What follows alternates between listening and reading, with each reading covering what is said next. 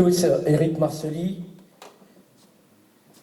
Je vais faire un petit peu plus long que Jimmy, pas aussi long que Elie Waro et Michael Crochet. Alors, le temps qui m'est donné, c'est tout simplement, je suis chef d'entreprise, entrepreneur à La Réunion. J'ai investi ma vie, mon argent, ma famille dans ce que j'ai fait à l'île de La Réunion. Et à l'heure d'aujourd'hui, j'ai vaincu beaucoup de peurs. Et c'est nos peurs, comme tu as parlé tout à l'heure, les peurs qu'on a à l'île de La Réunion, le livre écrit par Prosper Eve. Mais nous avons aussi un autre écrivain, Joseph Varacondin, qui a écrit un livre sur les Varandins, les lambroquins de la honte. J'ai eu du mal pour l'avoir, ça fait 5 ans que je le cherche.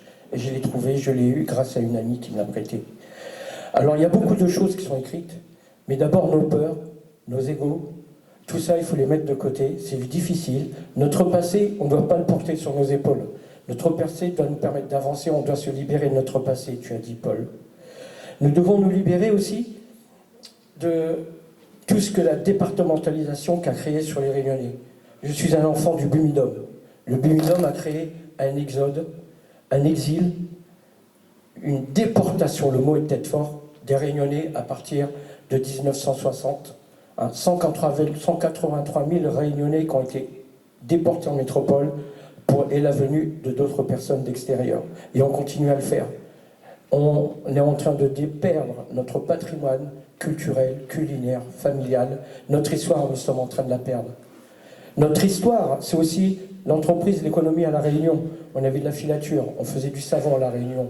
On avait une société qui s'appelait Isofer, qui travaillait le fer très bien ici à La Réunion. On a des chefs d'entreprise ici, des nouveaux chefs d'entreprise. Ce qu'a vécu Salim, c'est une histoire importante, grave. On a voulu détruire sa famille. On a détruit ton entreprise d'ailleurs, Salim. Tout comme moi, chef d'entreprise, je suis un dissident. Je refuse de payer l'impôt. Je refuse de payer ce que vous appelez la sécurité sociale, car là aussi, c'est quelque chose qui a été mis en place, qui a été détourné à d'autres fins. C'était quelque chose de bien. Mais aujourd'hui, quand c'était mis en place, dans les années 45, après la guerre, on payait à peu près 2% de charges sociales. Je comprends, ça a augmenté. Mais aujourd'hui, nous sommes entre 37 et 47% de charges sociales que les salariés ou les chefs d'entreprise comme moi, parce que nous levons tous les matins pour gagner notre croûte, ça a augmenté. Avec en plus, on vous oblige de prendre une mutuelle complémentaire. Alors quand ça a été créé, la sécurité sociale, elle prenait tout à charge. Et maintenant, c'est plus le cas. Les mutuelles ne cessent d'augmenter. Ce sont des groupes privés.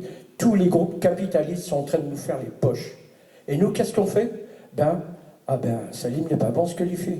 Éric Marcely n'est pas bon. Son ego est trop fort. C'est pas une question d'ego. C'est pas une question de peur. Je suis passé plusieurs fois au tribunal contre les institutions. Et aujourd'hui, je suis fier. Je suis fier parce que tout seul, je suis allé et j'ai mis à terre 3 institutions. 3 institutions. La 4e et la 5e ne vont pas tarder. Pourquoi? Parce que je suis un enfant de la liberté. J'en ai discuté avec Acouette. Ils se sont trompés de nom pour leur parti. Ils auraient dû s'appeler le Parti de la Liberté. N'est-ce pas, Harry? Et ce parti, cette liberté, moi, je l'ai créé pour moi-même. Je suis un enfant de la liberté. Je suis un enfant du monde de La Réunion et m'aime mon pays. Donc, me laisse ma place maintenant parce qu'on a tellement de choses à dire que bravo à vous tous qui sont là.